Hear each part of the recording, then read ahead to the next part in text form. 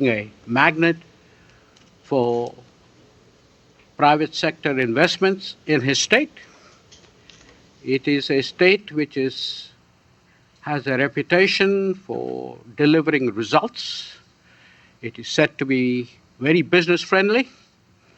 And clearly, the fact that the chief minister has been re-elected for the fourth term, and may I say with an overwhelming majority, tells you something about how he's regarded within his own state. Now, as most of you know, the chief minister is also the prime ministerial candidate of his party for the forthcoming elections. And I think what we would find very useful to hear from the chief minister is how does one govern within a democracy, and a noisy one at that. Since we are sitting only about 40 miles away from Washington, D.C., we don't need to look for too many examples of how democracies can have dysfunctional governments. And I think it would be useful to hear from Chief Minister Modi as to his perspective of what has led to the success of his administration. And more importantly, how can that sort of a success be transferred to the national scene? And given the diversity of the country, are any of the lessons and experiences of his tenure in Gujarat applicable on a national scale? I think I would like to stop there because I think the Chief Minister is ready to join us. Narendra Bhai, may I request you to take the floor? Thank you, Gautam. My dear friends, it is a rare pleasure to interact with you, a galaxy of global leaders from various fields. I must also compliment the Emerging Markets Forum for its impressive journey towards a global platform. I had the occasion to be in the meeting of the forum in 2009 at Mumbai, just Gautam told you. With the use of technology, I am again before you. Very good morning to all of you. I've seen from your papers that you are focusing on a very important issue of global economy. I wish you all the success in your efforts to find answers to questions which the humanity is keenly awaiting. I've been told that you want to know my views on effective governance in democracy and with a special reference to my Gujarat experience. I'm also told that you will like to know the Gujarat experience of delivering results in a democratic setup. Friends, the modern world has seen three very extreme systems of governance: the foreign rule over colonies, the authoritarian systems, and the democracies. By now, it is proved beyond doubt that people's own government in a democracy is the best possible system. It may have its limitations, but nothing better has evolved. We have also seen that it has made lives of the people better in a number of countries. The best thing about democracy is that it is a self-correcting system. Autopilot system is there for the correction. There are internal control in it. Moreover, there is a process and possibility for listening to the people's voice. Problem arises when a disconnect occurs. Both the people and the governments forget each other once the elections are over. And normally it happens in so many places. Both sides wrongly believe that a periodic contact has been given, and that only towards the end an account is to be taken or given. This is where we need to work. A democracy, in true sense, is an organic system, is an organic entity. Every moment and every activity is an interplay between the people and the government. Another problem is that we take the government as a provider and people as beneficiaries. This prevents people from being active partners in the development process. It also creates a mismatch in what is needed and what is delivered. Once we correct these two fundamental issues, democracy can deliver the results which we are awaiting for. I may add that for vast and diverse countries like India, there cannot be a better model of governance than a democracy. It all allows the local voices and concerns to be built into the national agenda and state level roadmaps. I personally do not see any clash in this, but there is a big condition here. The condition is that those in the government have to understand that people's good is the biggest agenda. Governments are just the guardians of the people's interests. They are only trustee of nation's resources and nothing more. And Mahatma Gandhi always used to talk about the trusteeship. They must also have the humility to accept that collective wisdom of the people has a better sense. And we must accept it. Friends, let me tell you that people are ready to listen. They are ready to sacrifice their immediate interests for the development. In fact, they are even ready to take bitter pills.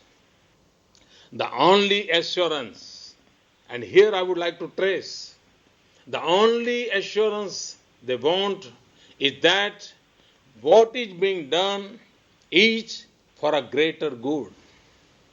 People need to have faith that there is no foul play in the process. I will give you a small example from my experience in Gujarat. When I took over as a chief minister 12 years back, our energy sector was in a bad shape. Electric subsidy for drawing underground water for irrigation was a big issue. I personally talked to farmers. I met them. I discussed them. I tried to understand them. I told them that what they need is not electricity, but water. I assured them to arrange for enough surface water. At the same time, I also appeal to them for water conservation through micro irrigation and other measures. Both the government and people work together. And the waterfront, we could create a large number of water harvesting and conservation structures. Today, most parts of the state get surface water. It has also led to rising of the underground water tables. So, the net result in financial term is that the expenses of the farmers have reduced. With availability of water, farmers have diversified their crops. Now there is a more crop per acre of land and more production per drop of water. Our slogan is per drop, more crop. That is why our average annual growth rate is 10% over the last decade. And I would like to inform you that Gujarat was never an agriculture state. Today, we are leading in sector. Higher farm income had led to overall prosperity in the rural life. Friends, in India, we believe that the whole universe, including the human race, is still in the process of evolution. So is the case with democracy and its systems. It has to further evolve, and we all will have to contribute. I can list out at least 5 areas where it is very useful to take democracy to the further heights. The first is enhancing the level of harmony. Democracy lives in the hearts of the people. Mahatma Gandhi had said that the spirit of democracy requires change of the heart. It requires the spirit of. With that in mind, we decided to reward those local self-government which have unanimous elections. The experience is very good. There are a number of villages where elections are held as a celebration. There are no bitter fights. At many such places, all the members of local bodies are women who get elected unanimously. The second area is enhancing the level of participation. And for that, I will say that we had to move ahead from mere representation to participation.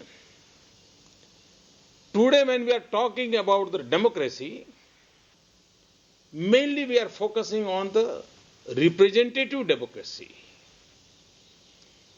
In future, we'll have to discuss about the participatory democracy. And that's why I say the representation through participation. In Gujarat, we have made programs where people's participation is the key, especially in social sector like education, health, agriculture. We undertake annual drives. In all these drives, one hand, we engage the entire political leadership and administrative machinery, and on the other, we involve people from all walks of life. Similarly, in drinking water, we have given the local management to village level committees of people. This initiative, under the banner of WASMO institution, has got Public Service Award of the UN. In fact, now this WASMO institution has become a mass movement. The third is enhancing the level of information. The present age is an age of information. Governments cannot be kept and run from secret files. The time has gone. With this in mind, we have laid a robust broadband connectivity up to the villages. Our optical fiber network is the biggest in Asia. With the help of this, government and the people are able to exchange information on a real-time basis. Our policy formulation is also result of wide consultation with the people. We put the draft policies online for people to view and give inputs. And this shows the transparency. A policy thus evolved is owned by the government and also by the people. This helps in the process of implementation. The result is that even a common man knows that we are a policy-driven state. And in democracy, this is the fundamental. The state must be a policy-driven. The fourth is enhancing the level of institutionalization. Friends, ideas have limited life. But when they are given the shape of institutions, when ideas get the support of institutions, they live longer. A democracy stands upon its institutions. We must build and protect institutions if we want democracy to survive in the present and sustain in the future. These institutions help us in putting up the systems of checks and balances. It is also necessary to keep decentralizing these institutions once they become mature. Here also, we can learn from Mahatma Gandhi. He had said that the remedy is not in avoiding democracy.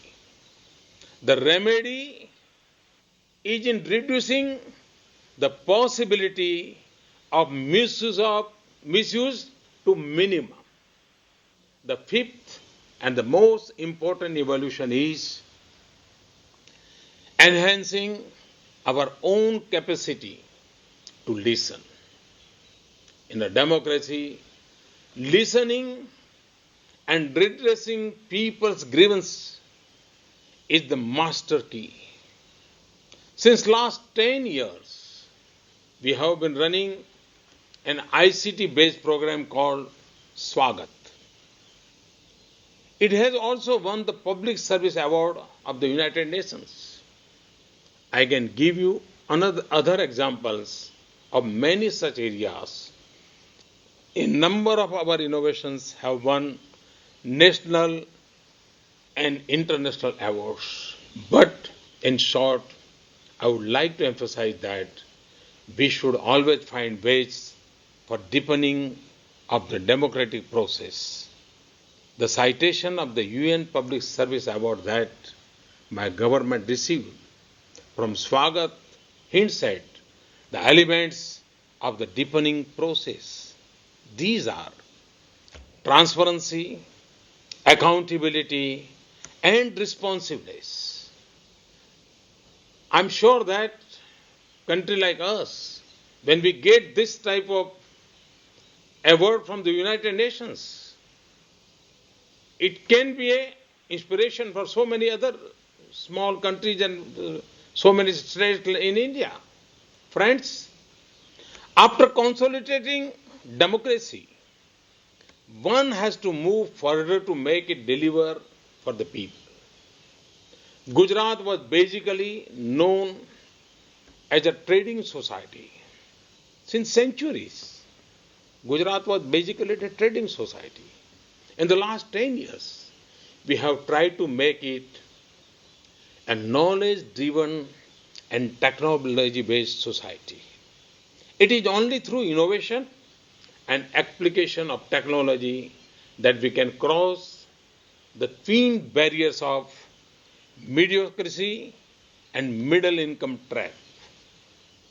We are actively collaborating with foreign universities and institutions of excellence.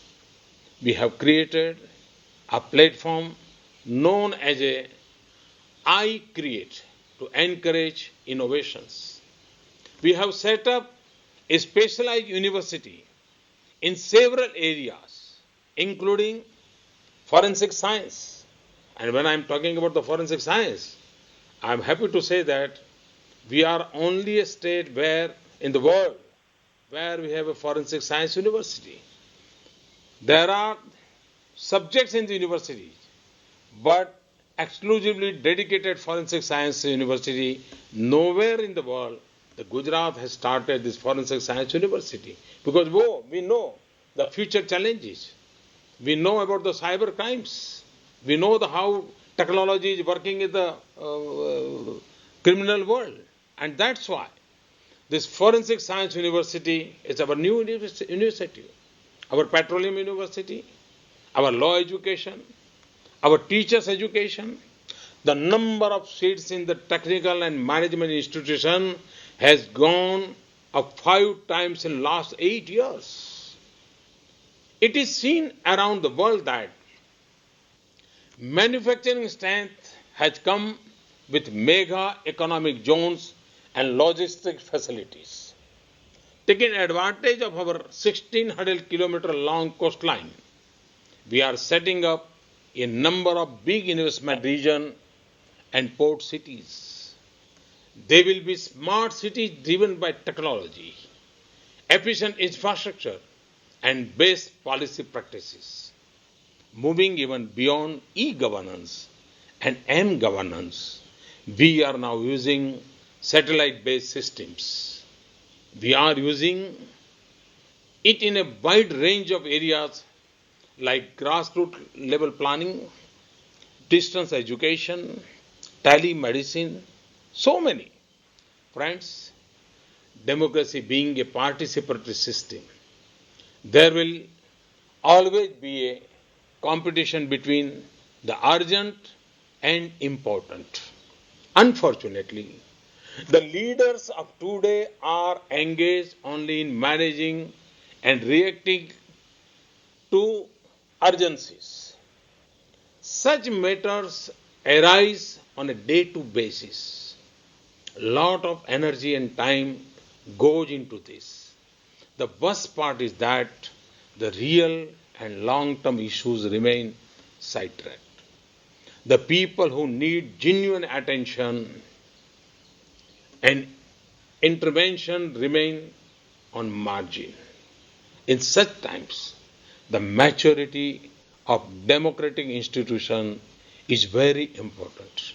Also, the rationality and responsibility of the political leaders is tested in such situations. However, from my experience in Gujarat, I can say with confidence that all this can be overcome. And with confidence I say, all this can be overcome. What you need first and foremost is the honesty of the purpose and integrity in your intentions. I can also tell you that people can and do discriminate between good and bad. This had been seen by us in 4 consecutive assembly elections. Not only that, even in very serious and trying situations like natural calamities, people have supported us on the basis of mutual trust.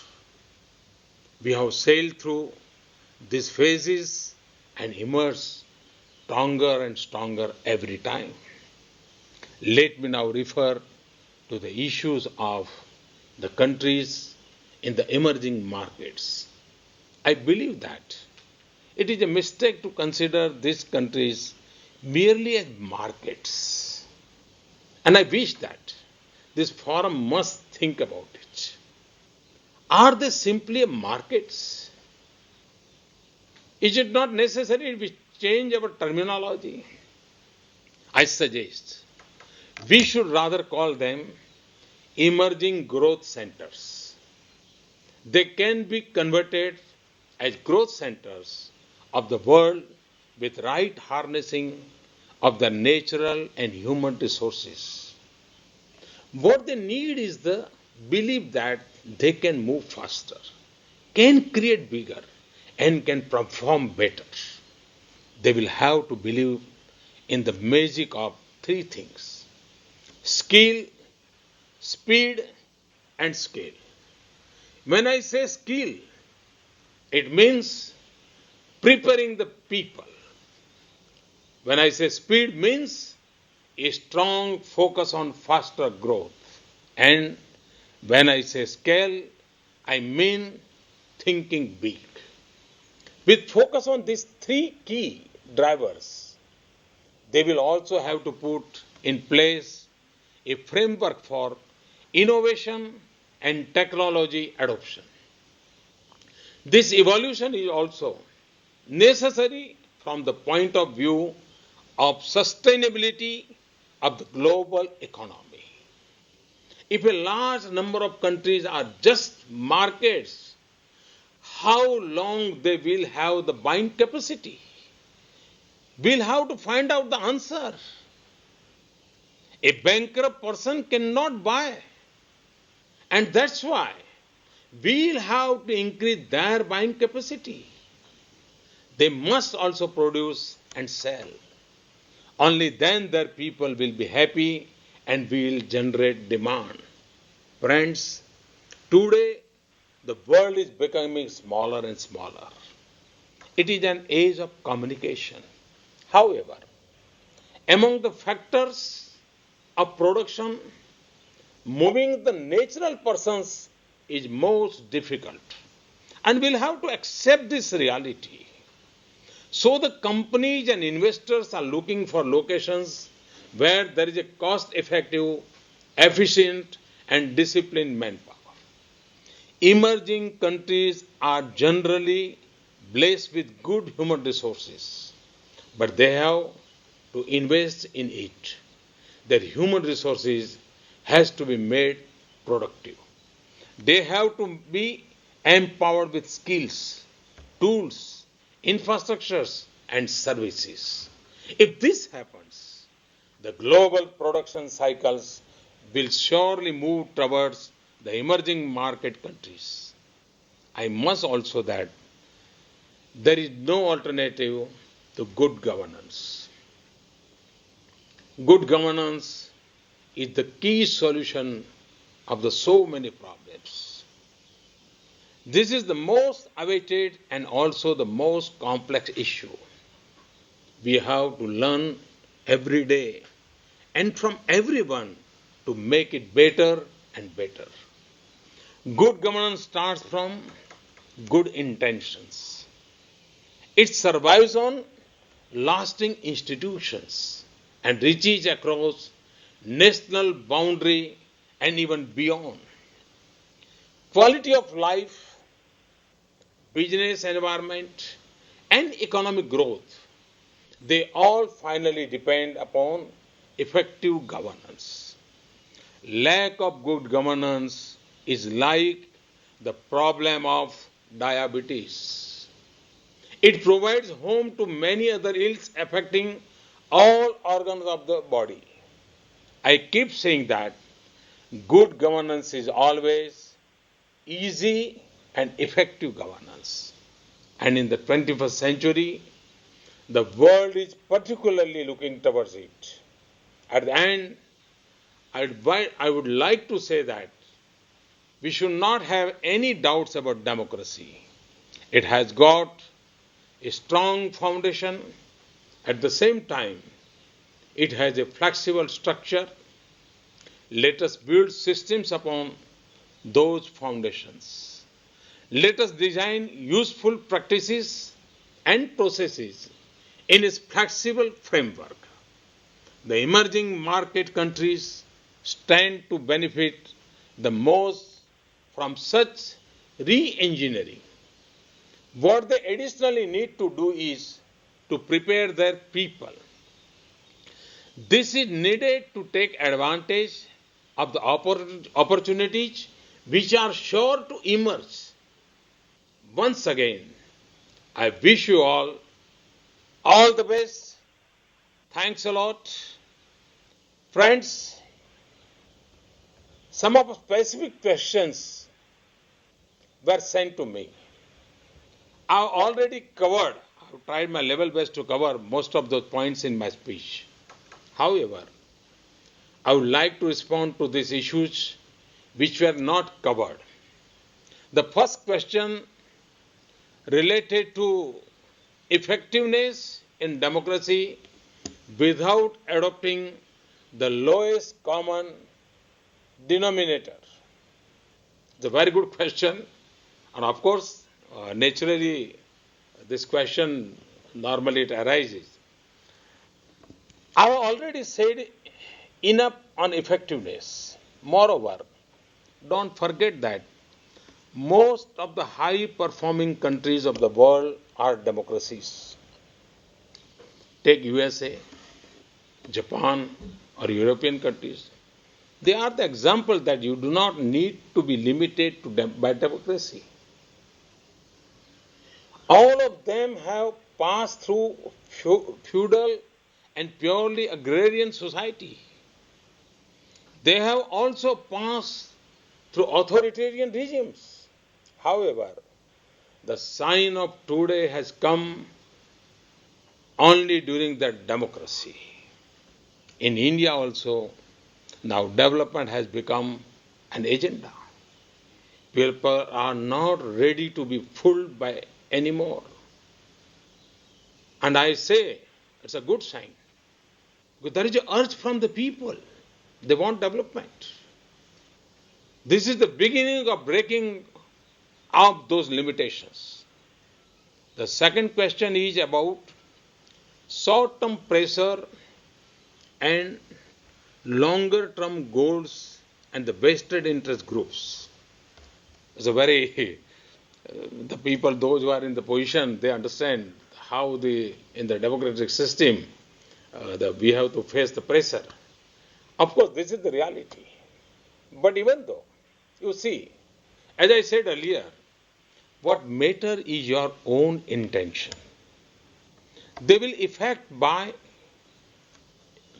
only if you are like them. You have to break their circle and reach to the people, reach to the larger goals. The common man, after a period, will start supporting you. And that is what counts for a democratic leader. And here my experience is, regularly I used to meet the people, thousands of people. I directly go to the people, I talk to them. And it has come across all the barriers. And Gujarat is beneficiary. The third question is about Gujarat's high growth compared to other states of India. At the outset, I must say that things have changed in many other states also. We must recognize.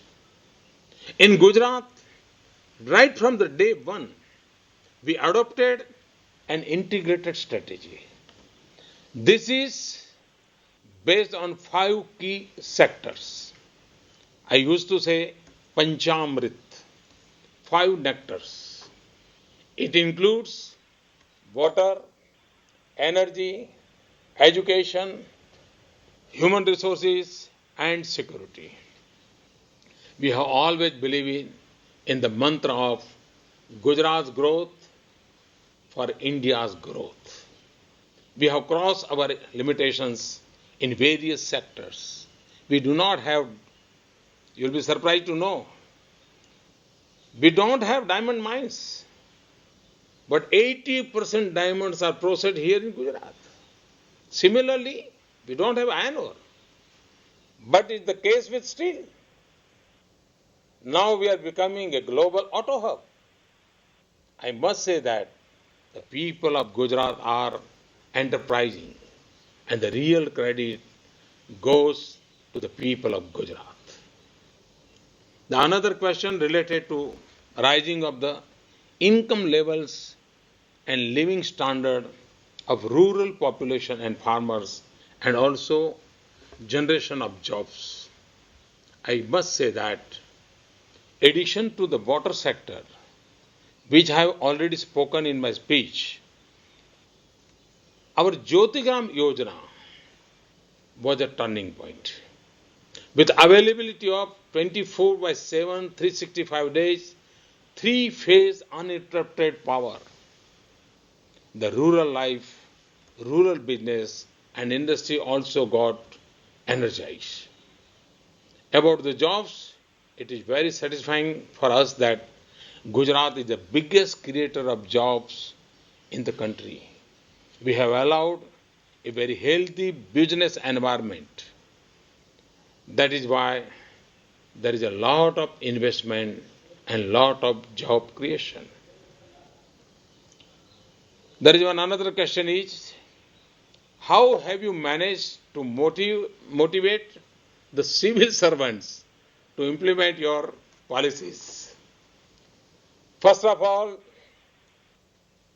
you have to have a faith in your arms and legs. Only then you can perform. I motivated them to take decisions. I encouraged them to take up projects which give them self-satisfaction. In our mythology, we used to say, Swantah Sukhaya, self-satisfaction. And I gave a freedom to all my government employees. They can take up that project according to their wish, according to their choice. And that is a very good result. It was a very good encouragement. We call this project Swantah Sukhaya. We regularly organize Chintan Sivir, which are brainstorming sessions to share information and cut across departmental rigidity. The last question which I have received that regarding the controlling of the corruption, and particularly you have asked about the Gujarat. I am happy that this message has reached to your forum also. You have asked me how Gujarat is doing better against corruption. Whether Gujarat is better or not, I can say that it's not good for me to judge myself. Let the people judge it. And I'm sure that people are a better judge. And this is the reason that one after another people are giving us a chance to do the service, and we are winning elections. What I know, and I said in my speech also, is that you have to make it a system-based governance. You have to make it a policy-driven governance. And I always focus policy-driven governance. It takes care of discretion, it reduces subjectivity, and it reduces corruption. Friends, I have tried my level best to address the issue which you have given to me and the questions you have sent to me. I am sure the deliberations going on in this forum will helpful to the third world countries, the emerging growth centers. I am sure that I'll get all the details. What conclusion you have will be useful to the country like us. Your suggestions are most welcome. Thank you very much, and I'm thankful to you. Thanks to Mr. Kohli. Thanks to Mr. Gautam. Thank you very much. Thanks a lot.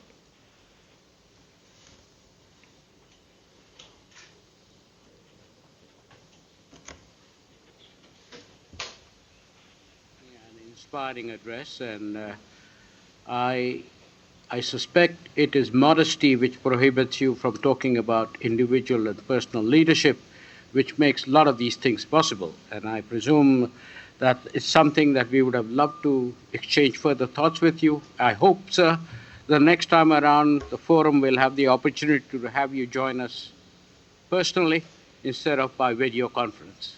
Thank you, I think- Gautam. I'll try. Thank you Sir, for your let me wish invitation. you good evening and good night. Thank you for taking Thank the you. time to Thanks a join lot. us at Thank this you. late hour. Thank you. Thank you.